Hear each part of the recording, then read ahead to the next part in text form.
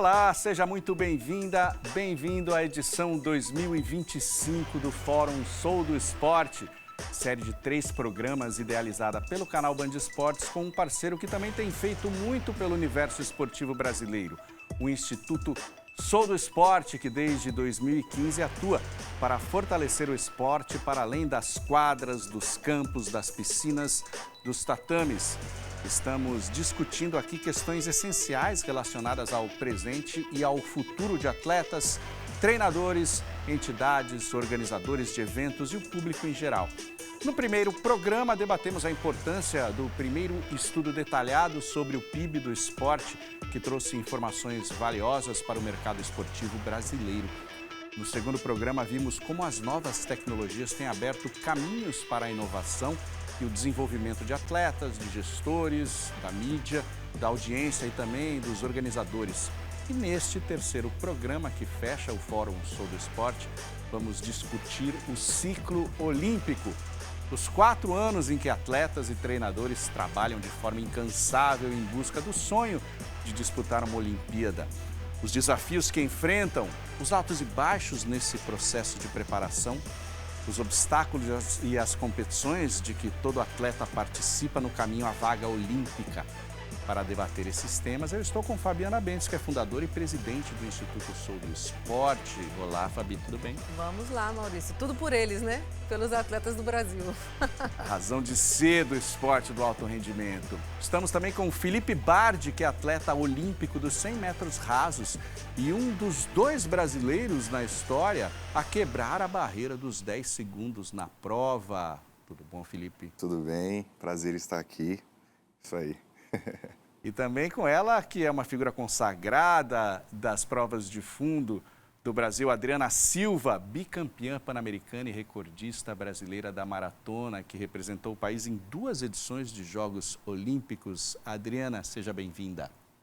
Obrigada e muito feliz de estar aqui com vocês para falar um pouco mais de Jogos Olímpicos, né?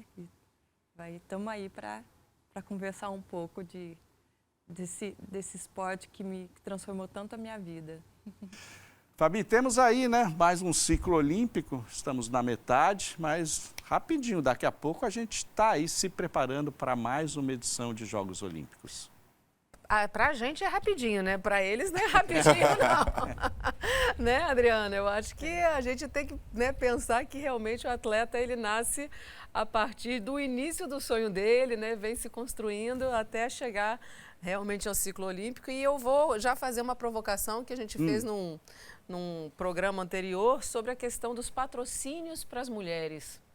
Adriana, eu questiono sempre por que não há mais marcas femininas dentro do universo do esporte feminino. A gente vê muito elas dedicadas, por exemplo, à cultura, né, os artistas, etc., mas a gente vê que a gente ainda pena um pouco no sentido de mostrar o valor da mulher dentro do esporte, comercialmente falando. Como é que foi isso dentro da sua carreira e como é que você vê assim, né, a gente tem, né, até o Emerson nos corrigiu, que 51% da delegação olímpica é feminina, né, nos últimos Jogos. Como é que você vê isso?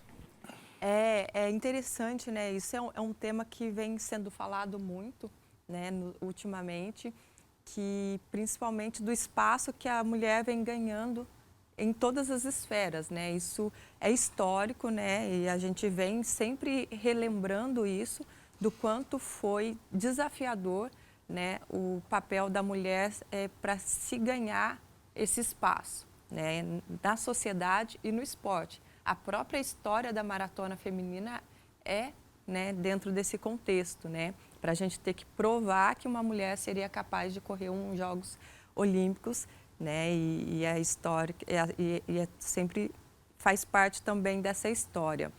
E hoje a gente também vem vendo esse movimento acontecer com mais força, né? E eu lembro até de alguns episódios que eu comecei no início da minha carreira, que nas corridas de rua, as premiações das mulheres era diferente da premiação dos homens, né? Então, a premiação da mulher era menos do que a premiação do valor da premiação do homem. E a gente sempre questionava, não, mas a mulher correu 10 quilômetros igual o homem, né? Sofreu igual. né? E hoje também a gente vê esse movimento acontecer de todas as formas, né? A gente vê corridas só para mulheres, a gente hoje começa a ter treinos especiais só para mulheres, e eu acho que as marcas elas têm que caminhar junto também, né? Para que a gente tenha mais evidência e que isso se torne uma forma de inspiração para outras mulheres, né? Eu sou muito, muito grata de tudo que aconteceu na minha carreira e eu tenho parceiros de longa datas, né? Eu fui atleta do Pinheiros há quase 20 anos. Eu tenho a ASICS como a minha patrocinadora já há 15 anos. E eu sempre procuro enfatizar o quanto que esse relacionamento que eu tenho com a ASICS, ela vai muito além do contrato de atleta em marca, né? Ela me vê como um ser humano, ela respeita muito a minha trajetória, a gente tem um relacionamento muito bom de entender que o atleta é um ser humano, que no momento a gente conquista uma medalha de ouro e de repente você está no momento de lesão, no momento de cirurgia por conta de uma lesão, no momento de pandemia. Eu lembro muito o fato né, no meio da pandemia, a ASICS me convidou para poder fazer uma live com todos os atletas para perguntar se os atletas estavam bem, tanto questão financeira e mentalmente. Hoje eu tenho muito orgulho de falar da Minovaiton, né, da Ajinomoto, que já é parceiro também há muitos anos e que vem fazendo um trabalho muito bacana, né? A gente tem um projeto dentro da Ajinomoto que chama Projeto Vitória, que é um projeto voltado para os atletas olímpicos. E dentro de todo esse contexto, de todas essas marcas que eu faço parte, eles têm muito essa preocupação de olhar, de ter um olhar, né, para a mulher também. Então, mas você vê que é interessante o que você falou, porque são marcas do esporte, ou são marcas que não estão no esporte, mas são marcas, digamos, globais, marcas...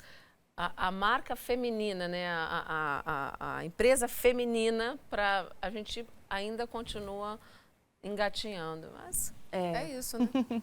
Vamos caminhando, né? A luta é diária praticamente.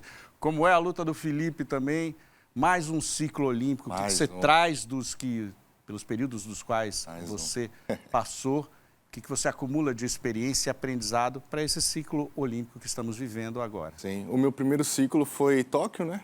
2021, né? Foi um ciclo totalmente atípico, né? Porque pandemia, né? Foi uns Jogos Olímpicos aí um tanto diferente do que eu via na TV, porque eu sempre assisti os Jogos Olímpicos, né? Assisto desde 2008 e eu sempre via o estádio sempre lotado, aquela coisa, né? E eu fui para o Japão, né? Primeira vez, conheci o Japão, Vila Olímpica, e eu vi todo mundo de máscara, né?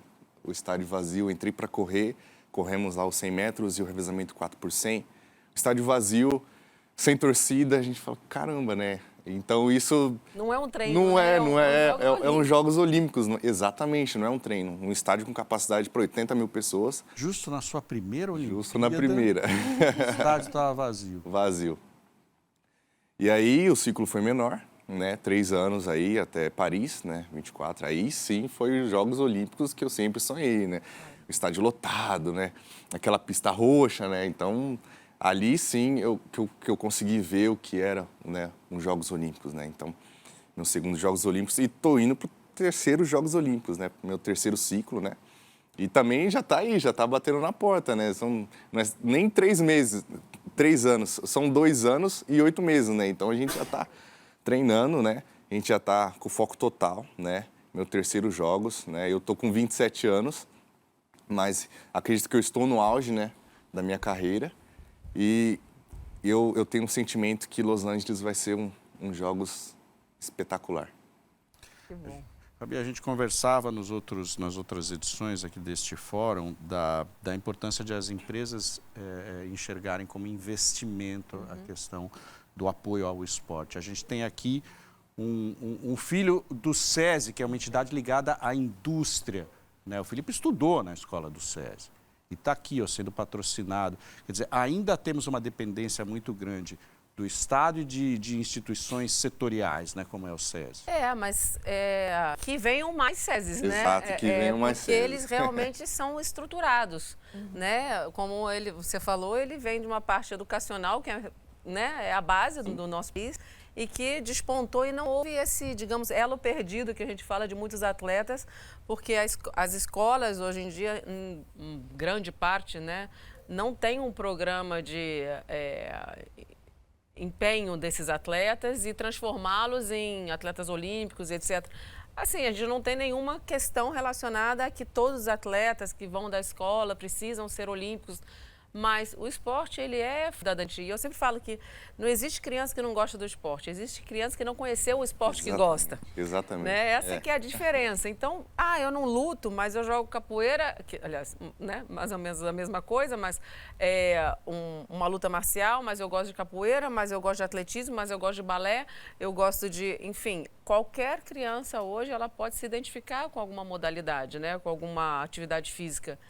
E eu acho que o SESI, eu sou muito, digamos, eu olho o SESI com muito bons olhos, porque realmente é estruturante, tem um processo, tem uma governança ali no ambiente e é só uma das representações, Exato. né, você, né, Felipe? Adriana, fala um pouquinho da sua organização que você dirige, de apoio às crianças. Você é uma atleta de alto rendimento, com a história que você tem. Você tem lá muitas crianças que buscam, através do esporte, talvez uma pequena parte vai buscar o alto rendimento, né? Exato. A maioria está entrando em contato com uma questão de saúde pública, de educação. Exato, exatamente, né? Até complementando, né, a Fabi, que eu também fui aluna do SESI, eu estudei no SESI, no ensino desde a primeira série, né? Na época a gente chamava de primeira série até a 8ª série. E que é uma instituição fantástica, assim, fez muita diferença no meu processo educacional, mas realmente muitas vezes não é ali dentro da escola que nasce né, o interesse do esporte, né, para as crianças. E hoje eu tenho o Instituto Em Frente, que é um legado que eu e o Cláudio, meu treinador, o Cláudio Castilho, a gente tinha esse sonho de deixar esse legado do que o esporte proporcionou na nossa vida, né? Eu vim de um projeto social também, o atletismo ele transformou a minha vida em todos os sentidos, poder ajudar a minha família, poder conhecer vários países do mundo, poder fazer parte dentro do programa do Exército, enfim, 2 Jogos Olímpicos. Mas naquela época, o projeto que eu fiz parte tinha 20 crianças. Eu fui a única que foi para os Jogos Olímpicos. Mas, claro que todas aquelas outras crianças foram impactadas pelo esporte.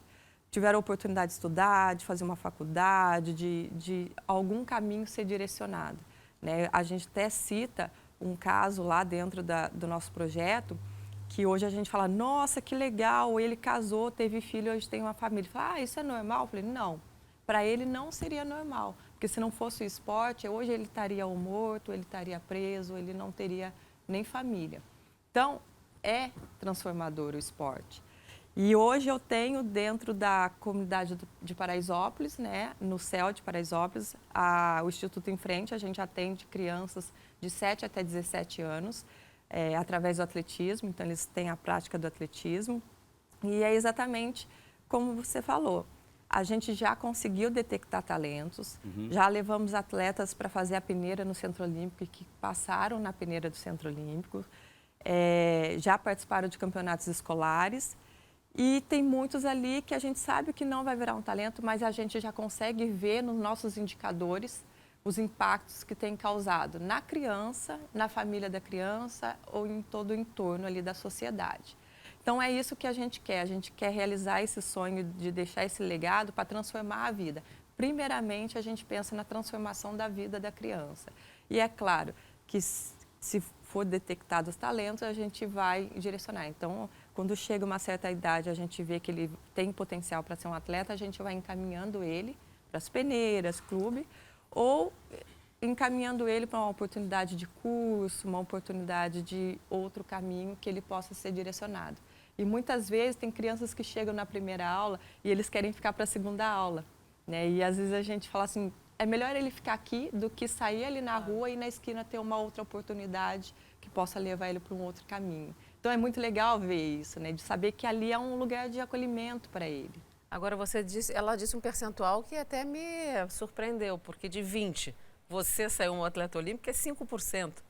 Né? Isso é um percentual bastante alto dentro de um processo. Você tem um atleta olímpico a cada 20, porque o que a gente mais fala hoje é da competição que a gente tem contra o sedentarismo, contra, né, o computador, contra, né, a frustração, que às vezes é difícil você perder, né, e depois querer continuar, né? Então, mostra que também um projeto estruturado como o do SESI, um projeto, ele consegue abarcar todas essas dimensões, né, e trazer um atleta olímpico a cada 20. Isso seria fenomenal se a gente tivesse projetos assim, né? Olha só, ela também do SESI, é muito legal. Sim.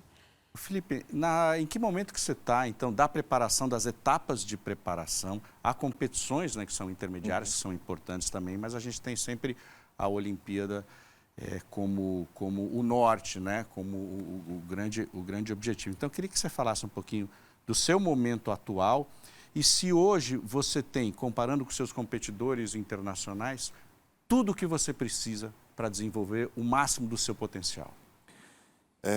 Esse ano foi um ano bom, né, muito bom.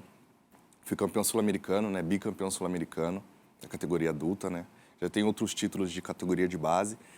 Mas foi um fato muito importante para mim, porque eu fui o primeiro homem a correr abaixo de 10 fora do Brasil, né? Então, fui campeão sul-americano esse ano em Mar del Plata, né, na Argentina, né? Então, foi um momento muito bom da minha carreira também, né? Eu já estou em preparação para 2026, né? Já estou treinando para o próximo ano, né? E o ano está recheado de competições, né? Vou falar um pouquinho, né, das competições que a gente tem do ano que vem. Sul-Americano Indoor, Mundial Indoor, Mundial de Revezamento, Pan-Americano, Jogos Sul-Americano. Tem o Troféu Brasil também, que a gente adora correr, é uma competição muito importante para a gente, é uma competição tradicional, né? Então, a gente tem muitas competições. Em 2027, a gente tem o Campeonato Mundial, que vai ser em Pequim, né, na China, que é um ano antes, né, antecedendo os Jogos Olímpicos. Daí a gente já vai ter uma noção do que será os Jogos Olímpicos, né? A gente já vai correr com os atletas que possivelmente a gente vai ter nos Jogos, né? Então isso é muito importante para mim, né, ter essa experiência de estar correndo junto com eles, né? Um ano antes dos Jogos, né? E é isso. Então, claro, né, eu tenho que agradecer muito ao SESI, né, por tudo que faz por mim e por todos os atletas, né. Eu não sabia que você tinha estudado no SESI, né, então o SESI me dá todo o suporte, né, para eu conseguir performar, né, treinar bem, competir bem, né. Então, de tudo, até lá atrás na escola, né, eu sempre fui um aluno, eu fui um bom aluno, né, para o SESI. Estudava meio período, treinava meio período, né? Treinava à tarde no sol de Piracicaba, né? Então, Piracicaba é bem quente. Mas o SESI me dá toda a estrutura para que eu consiga chegar ainda melhor, né, nos Jogos Olímpicos de Los Angeles.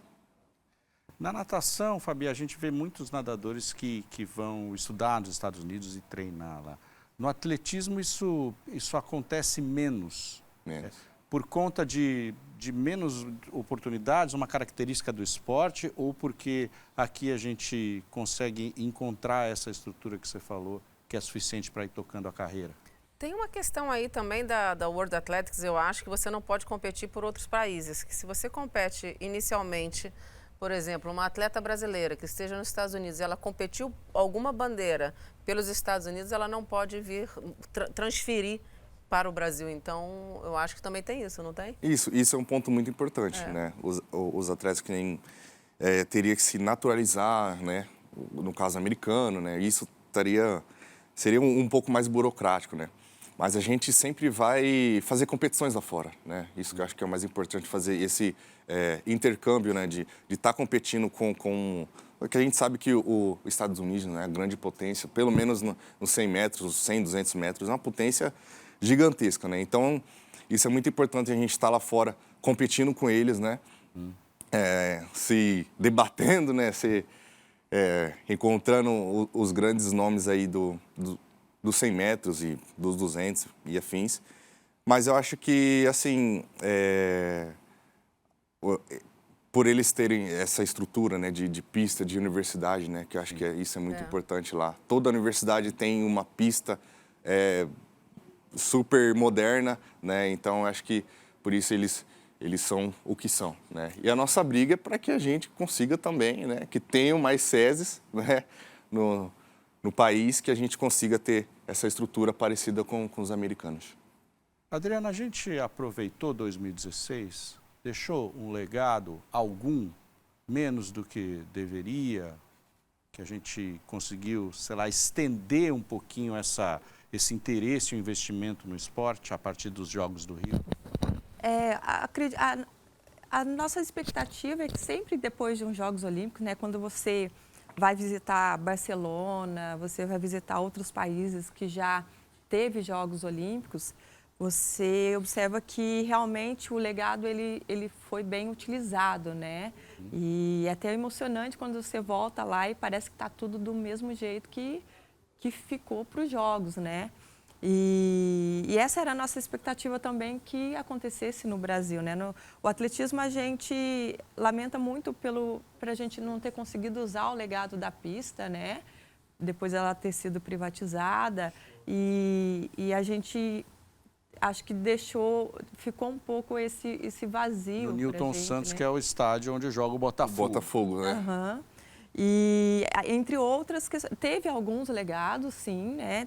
Hoje eu sou da comissão de atletas do COB, sempre estou no Rio e usando a estrutura do Maria Além, que de vez em quando eu nado também. Então, às vezes eu vou visitar lá e está muito bonito, né? Toda a estrutura, mas teve muitos legados que a gente não conseguiu aproveitar e que é muito triste, né? Então, é muito importante sempre trabalhar isso. Em todos os países que acontecem, uns Jogos Pan-Americanos, uns Jogos Olímpicos, um Campeonato Mundial, para que esse legado continue, até porque culturalmente isso impacta depois também na sociedade, né? Para que a sociedade possa usar essa estrutura e naturalmente o esporte entrar na vida das pessoas, sendo criança, sendo adultos, para sair do sedentarismo, para detectar talentos, enfim, é importante. Não, e o que a Adriana está falando remete diretamente a mim, porque o meu filho pequeno, o menor, ele gostava de salto com vara, então eu dava uma vassoura para ele e ele ficava pulando com a vassoura, né? Salto com vassoura. Salto com vara, Salto só com a metade da vara, salto né? com vassoura. Aproveitar para pedir para ele varrer a sala. Não, isso não acontecia.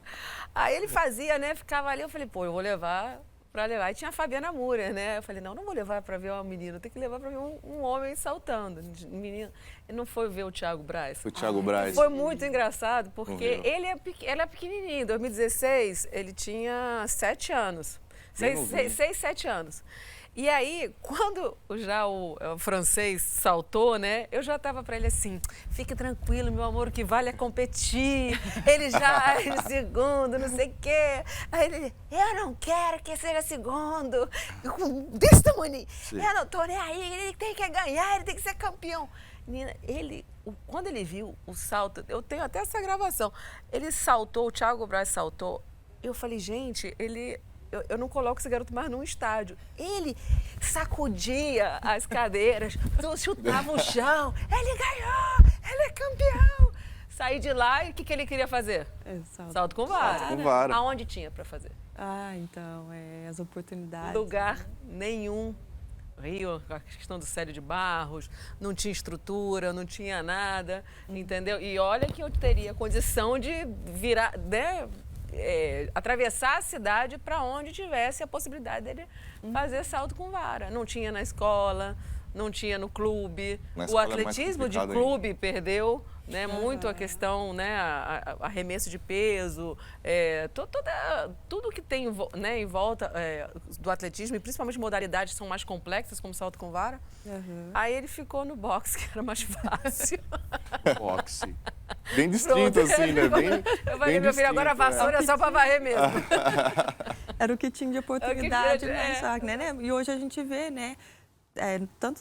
quantos Jogos Olímpicos as modalidades vão surgindo, como o skate, né? E aí você vê que todas as crianças agora querem fazer o skate, porque influencia. A Rebeca ganhou, né, explodiu a questão da ginástica artística. É o exemplo, né? É o exemplo. Exato. E a gente precisa tanto desses exemplos. Exato. Exato.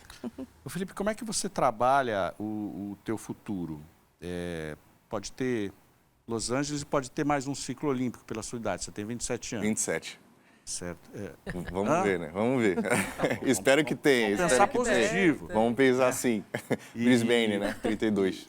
Mas você está numa instituição que é muito formadora, né? Muito educacional para as profissões ligadas à indústria e tal. Como é que você pensa? Aqui a gente tem um exemplo de um pós-carreira ligado ao esporte e também com uma ação social forte. Você pensa já no pós-carreira ou ainda é cedo, você tem que focar totalmente nas competições? Claro, eu tenho que pensar, né? Eu penso sim, mas eu não consigo me ver fora do esporte, né? Estou terminando o curso de Educação Física, né? Então, estudei aí 4 anos, né? E eu penso sim, né? Ser um treinador, né? Eu gosto muito de ensinar, né? As crianças do SESI mesmo, às vezes quando me pedir algum conselho para mim, ou até algum gesto técnico, alguma coisa, eu gosto muito de mostrar, né? A criança que eu fui, né? Eu sempre pego foto para eles, né? Porque eu acho que eles me veem assim, o Felipe Bardi, grande adulto, né? Mas eu tive 8 anos, né? Eu comecei com 8 anos. Eu tive a mesma roupa que eles tinham, né? Então, eu sempre mostro muito para eles que é possível chegar, né? Eu penso muito no meu pós-carreira dessa forma, ensinando as crianças, né? Acho que principalmente o respeito, a humildade, né? Que isso a gente precisa, né? A gente não pode perder nisso. Mas eu penso muito em ser um treinador e conseguir também levar meus atletas aí a Jogos Olímpicos, Campeonato Mundial. Que legal. Uma coisa muito natural, isso acontece nos esportes, faz a educação física e vira um professor aproveitando um treinador, toda a sua experiência. Mas e colocar nos atletas também uma vontade de serem gestores, Fabi?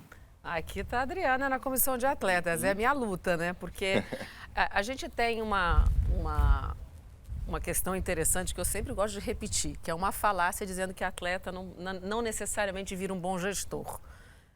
Tem tantos que não foram atletas e que também não são bons gestores do esporte brasileiro. Então, assim, pelo menos foi atleta, pelo menos entende, né, do que está passando, mas pode até não ser o bom gestor. Então, é uma falácia construída realmente com relação aos atletas. E, assim, tem muitos atletas. Hoje a gente tem o diretor, né, o CEO do Comitê Olímpico do Brasil, que é o Emanuel. Né? O Marcelo Vido, que é um diretor, a Iane, vice-presidente do COB, que foi gestora pública, etc. Então, na verdade, eu acho que parte também, né, Adriana, muito mais do atleta querer, porque isso sim faz parte dele se querer, dele se capacitar, dele se estruturar, né? Você pode ser um profissional de educação física e você fazer uma pós em administração e nada te impede em gerir uma entidade, uma confederação, um clube, etc. Então, eu acho que eu sempre puxo um pouquinho a orelha, porque, por exemplo, a gente tem no Prêmio Sou do Esporte agora, vai ser o 3º ano, né?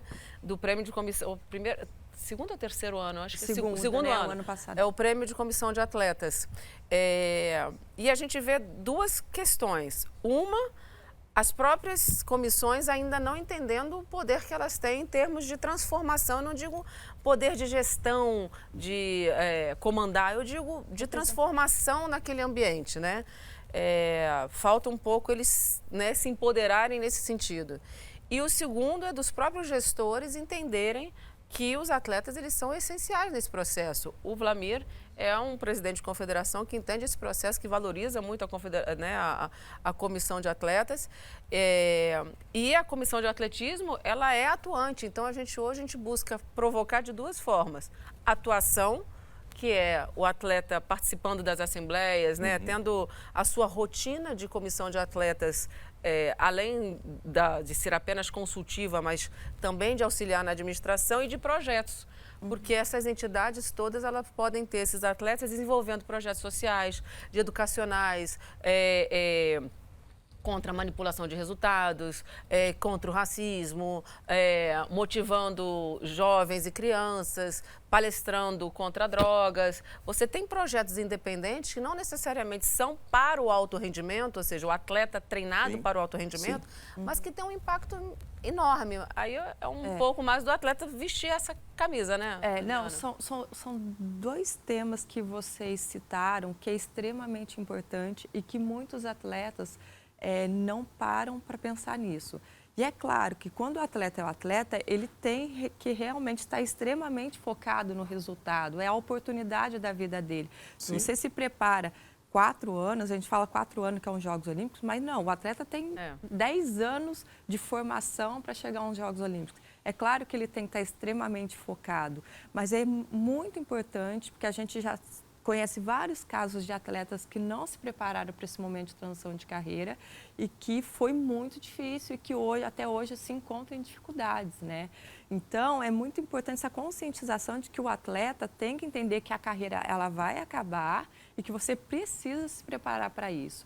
E aí entra nessa parte da capacitação também, porque às vezes o atleta não se vê capaz de ser um gestor ou de estar fazendo o seu papel dentro do esporte. Então, tudo o que vocês falaram é extremamente importante e é importante que os atletas possam refletir muito sobre isso e cada vez mais pensar sobre isso, que a carreira vai acabar, que você precisa, né? Como o Felipe falou, eu quero continuar no esporte, eu não me vejo fora do esporte. Então, o que você pode fazer ali dentro do esporte depois que encerrar a sua carreira, né?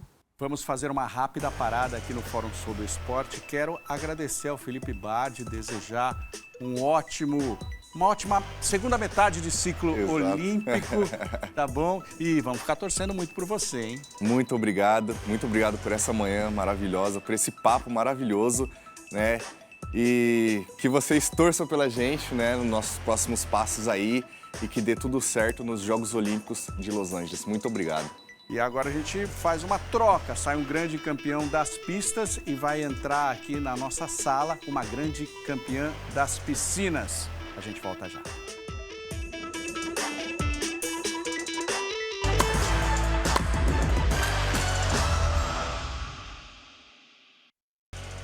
Estamos de volta aqui com o nosso Fórum Sul do Esporte e a gente tem uma convidada também especial, que é a Lohane Ferreira, nadadora, velocista das piscinas, medalhista em Jogos Pan-Americanos, campeã sul-americana nos 50 metros e acabou de ganhar a prova de um dos principais torneios brasileiros, que é o troféu José Finkel. Foi agora há poucos dias, né? Seja bem-vinda, Lohane, parabéns. Obrigada, muito feliz de estar aqui com vocês.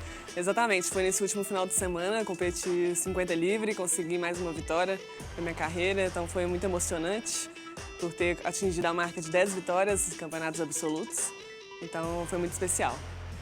E conta pra gente essa questão do índice olímpico. Você é uma super campeã, mas ainda busca esse sonho de Jogos Olímpicos. Como é que está o atual estágio do seu treinamento e como é que você lida com essas questões dos centésimos, que você luta por isso, né? Por frações de segundo. Exatamente. 50 livre é uma prova decidida nos detalhes, né? E eu acho que a experiência me ajuda muito, tem me ajudado muito a melhorar.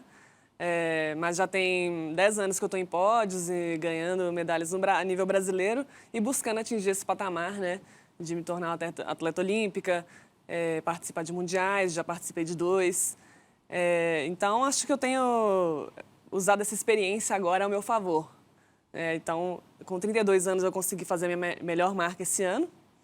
E eu acho que muito a paixão também que eu tenho por esporte, sabe, essa vontade de buscar nos detalhes, de tentar melhorar mais, apesar de já ter batido na trave duas, 3 vezes, assim, né? 2 vezes que eu fiquei muito próxima mesmo de participar dos Jogos Olímpicos, não participei, mas continuei persistindo por saber, assim, que eu tenho um potencial ainda de melhorar mais.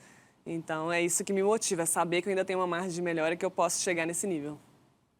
Adriana, hoje a parte mental, o trabalho da psicologia do esporte, né? Ele é muito importante, muito relevante. Você é uma maratonista. Nós temos aqui a outra ponta das provas, que é uma velocista.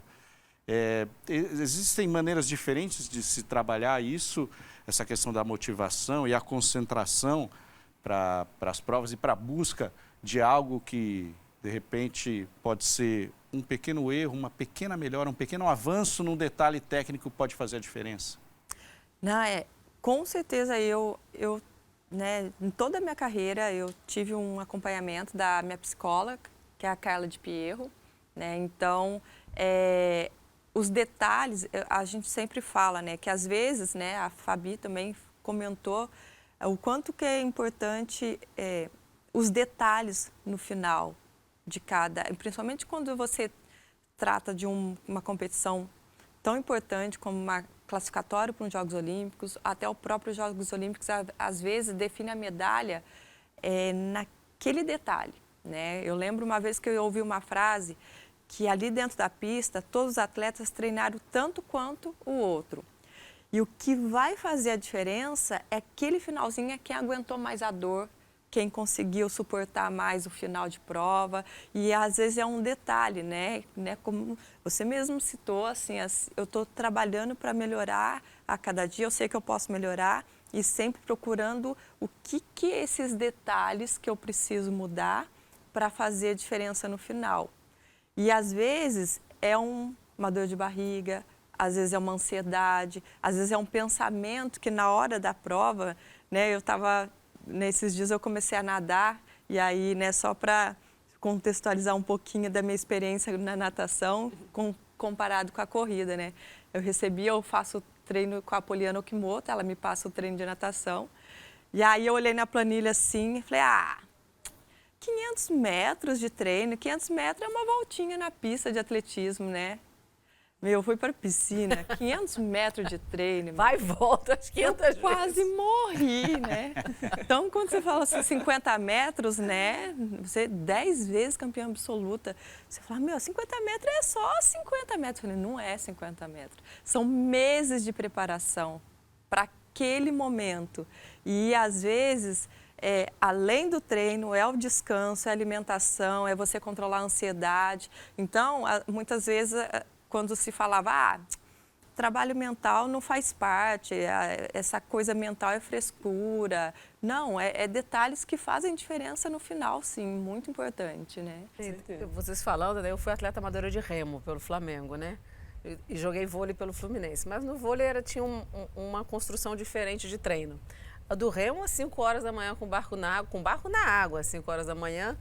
E a gente treinava de terça a domingo, de terça, quarta, quinta e sexta, 2 vezes por dia, sábado uma vez e domingo era a pior prova, digamos, era uma simulação de prova de 12 quilômetros, né, de 2.000 metros.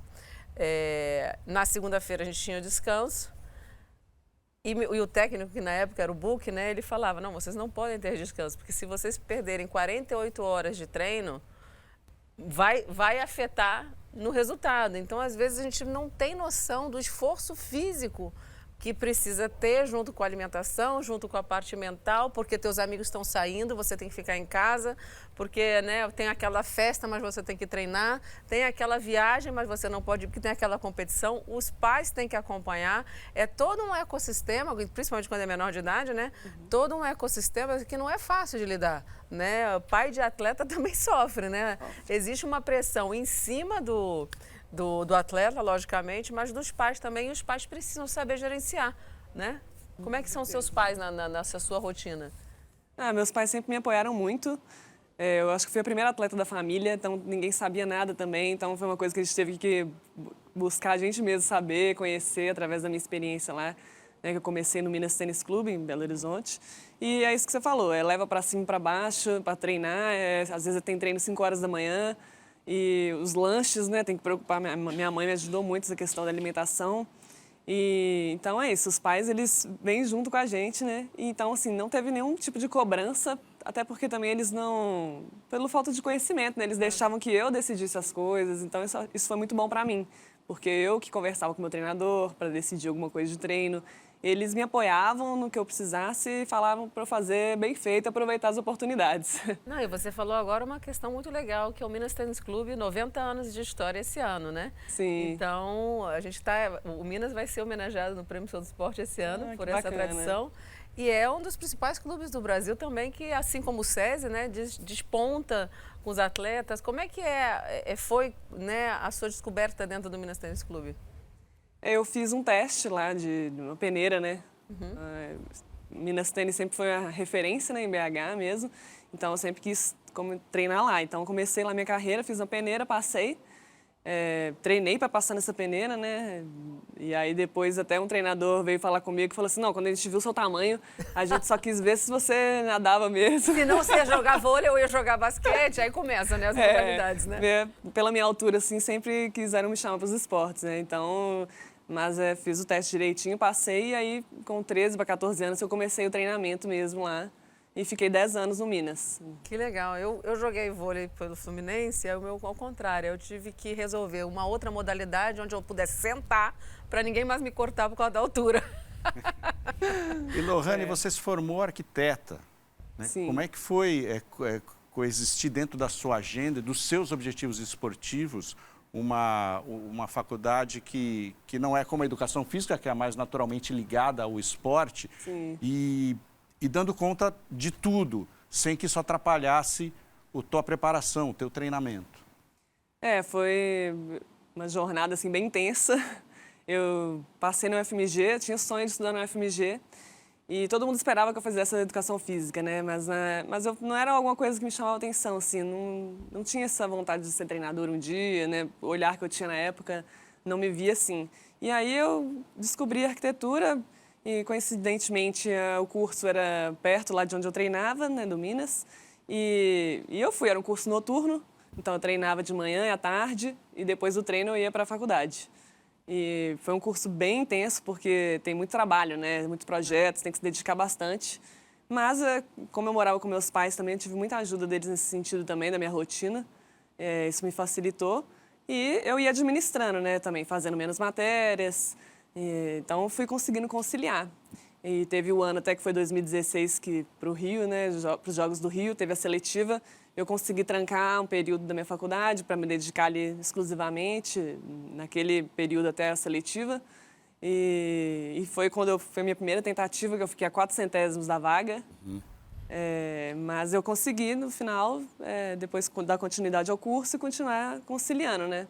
Até que em 2017, que eu me formei, eu resolvi sair lá de Belo Horizonte e vim para São Paulo para tentar também outros caminhos, né?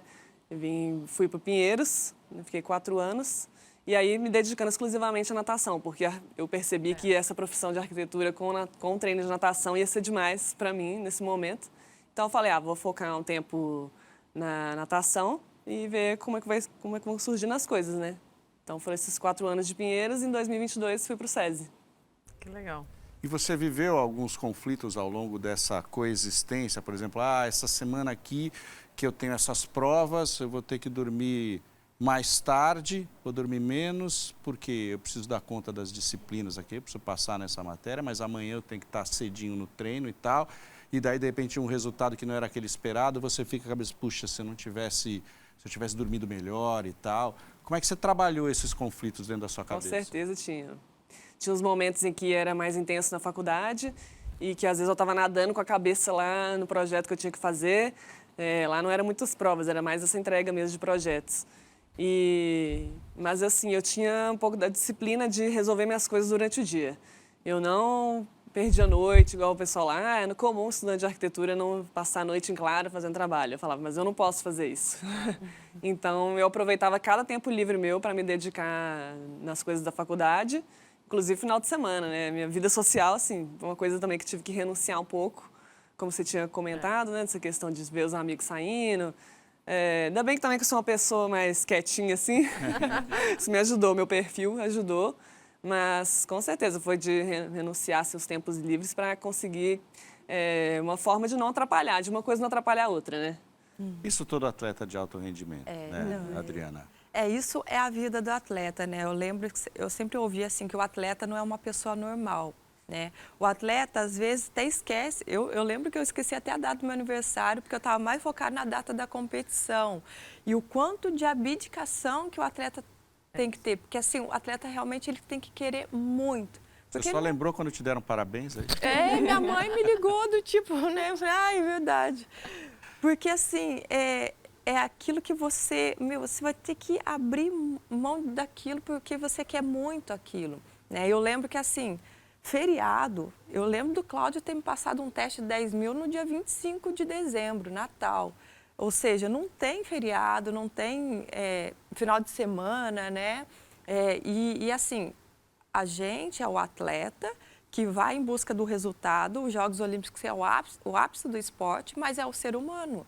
É o ser humano que tem o dia a dia, tem cansaço, tem o dia a dia que você não quer treinar, você vai ter que treinar, você está lesionada, tem um problema familiar. Eu lembro que na véspera dos Jogos Olímpicos de 2012, Londres, eu estava com a data marcada para terça-feira viajar para a Colômbia, ficar 30 dias fazendo trabalho de altitude. Na sexta-feira, minha mãe foi para a UTI, ficou um mês entubada na UTI. E aí a cabeça do atleta fala, meu, o que eu vou fazer? Eu estou na véspera de uns jogos importantes, a minha mãe está no hospital. E a cabeça do atleta, daí eu mudei alguns planos ali e eu ficava revezando em ficar no hospital com a minha mãe, dava horário para treinar, saía para treinar. E a cabeça, né? Como trabalhar a cabeça do atleta? Agora eu tenho que focar no treino. Acabou o treino, agora eu tenho que voltar para o hospital. Então, a gente tem que lembrar que o atleta é o ser humano que tem que ser resiliente para lidar com tudo aquilo e ainda buscar o resultado olímpico, buscar, né, aquilo que ele tanto almeja. Porque pode também ser a única oportunidade do atleta e pode não ter uma outra oportunidade nos próximos Jogos Olímpicos.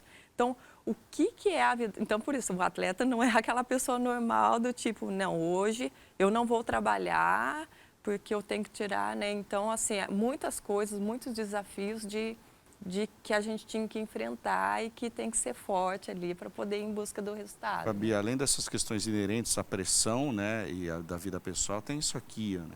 Hoje nós vivemos grupos de WhatsApp, você falou o que eu redes tava pensando. sociais e tal, ou seja, o atleta também tem que se blindar também dessa pressão que vem de fora. Não, eu estava pensando exatamente isso, porque eu queria perguntar para vocês como...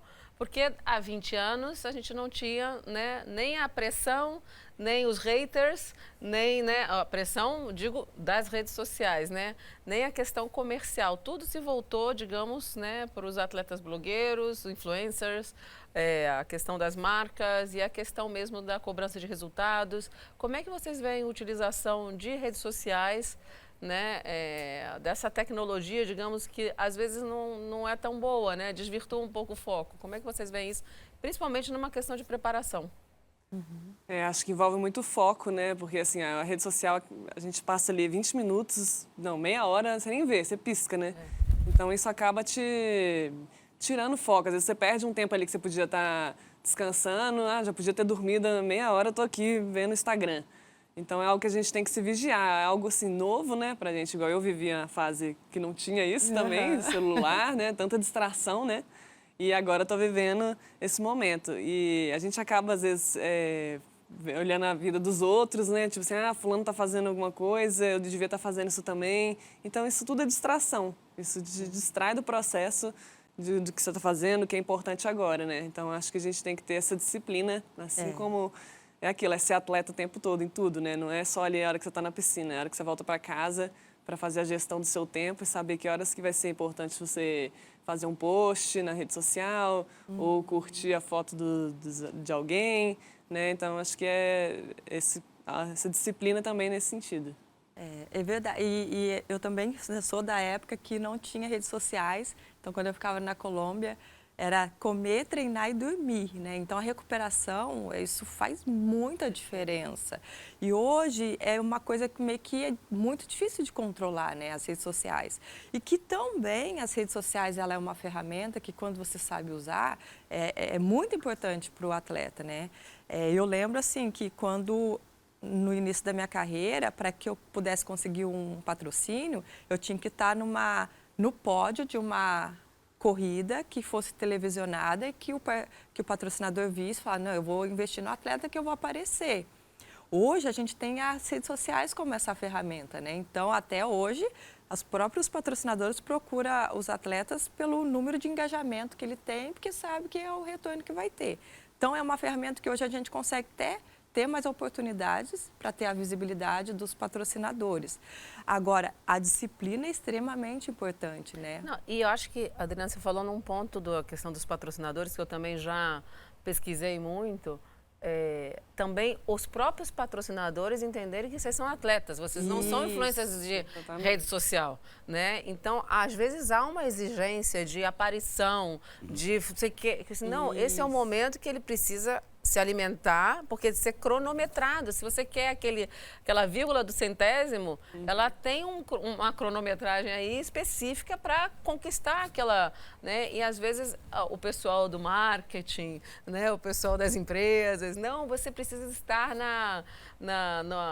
no evento de encerramento dos funcionários da minha empresa. Não dá. Em 2 dias eu tenho uma competição pan-americana. Né? Então, também a gente precisa catequizar quem patrocina também, né? Exato. Pelo papel de vocês, né? A produção de conteúdo, né? Também, às vezes, pede uma produção de conteúdo que você não tem nem tempo para fazer, porque demanda tempo. Você vai, não é só chegar a gravar um vídeo, né? Você tem aquele tempo para se preparar, para fazer aquele conteúdo, né? O que você vai postar que vai ser interessante. E aí, às vezes, eles não têm esse entendimento, como você falou. É complicado. Lohane, uma menina nadadora que está começando, ela vai encontrar as mesmas possibilidades de desenvolvimento no alto rendimento do que um menino nadador que está começando? Isso também é um assunto bem em foco hoje em dia, né, sobre a mulher no esporte. Eu, na minha experiência, assim, de quando eu comecei, era comum para mim ser a minoria, assim, ter menos meninas do que meninos. Mas, assim, sabe quando você olha para trás e fala, nossa, na época eu achava que era normal isso, ter mais meninos, que eu estava num ambiente mais masculino. Eu me sentia assim. Aí hoje eu vejo que está melhorando isso, né, de ter mais mulheres. E o SESI, principalmente, ele tem um foco também, né, nessa questão da mulher no esporte, de trazer essas meninas para que elas continuem no esporte, né? Porque o que acontece, tem muita desistência, né? Os meninos continuam mais e as meninas, às vezes, desistem por vários motivos, assim, sociais, tanto quanto questões do desenvolvimento do corpo, né? Que é diferente dos meninos. Então, eu acho que é importante as instituições ter esse acompanhamento mais próximo, de entender como é o desenvolvimento das meninas no esporte, né? E no atletismo, Adriana, a mesma pergunta. Uma menina que comece hoje vai ter as mesmas possibilidades de desenvolvimento no alto rendimento que um garoto? Isso é uma coisa também que tem que ser trabalhado, né, ao longo prazo. Eu acredito que, né, como a gente vem falando desse espaço que a mulher vem ganhando, né, em todas as esferas, eu acredito também que dentro do atletismo isso vai acontecer, né? A gente tem falado sobre números de participações de equidade de gênero, né, em Jogos Olímpicos e em outras competições e esportes. Eu acredito que também a gente está indo para esse mesmo caminho. Essa percepção é engraçada, porque quando eu comecei a remar, tem 25 anos, né? Então, não, mais, gente. Então, tem bastante tempo, vamos dizer assim. Você está no remo, no ambiente masculino, né? Masculino. Então, você vai meio que... Você não está pensando que você vai encontrar amiguinhas, né? Você vai, eu estou nesse ambiente, eu gosto dessa modalidade e vou embora. Mas, efetivamente, é uma questão de construção mesmo. Já estou no ambiente masculino, é isso que eu espero e tudo bem.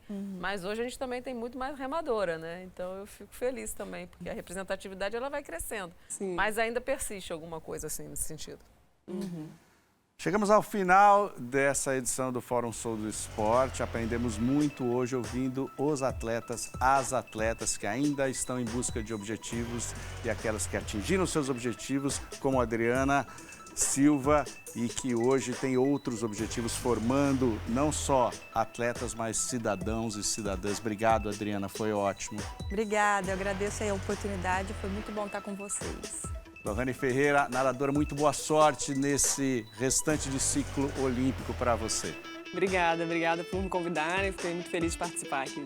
Fabiana Bentes, presidente do Instituto Sou do Esporte, foi mais uma vez um prazer, uma honra estar ao seu lado nesse fórum, que a gente vai se ver no prêmio. Vamos nos ver no prêmio. Eu fico feliz aqui de estar contribuindo com esse desenvolvimento dessa discussão no esporte.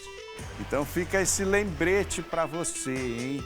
Tá chegando o grande evento, o 10º Prêmio Sou do Esporte Foco Radical, que vai acontecer no dia 9 de dezembro, lá no Copacabana Palace, com transmissão ao vivo aqui do Band Esportes. A gente se vê lá então, hein? 9 de dezembro. Até lá. Tchau, tchau.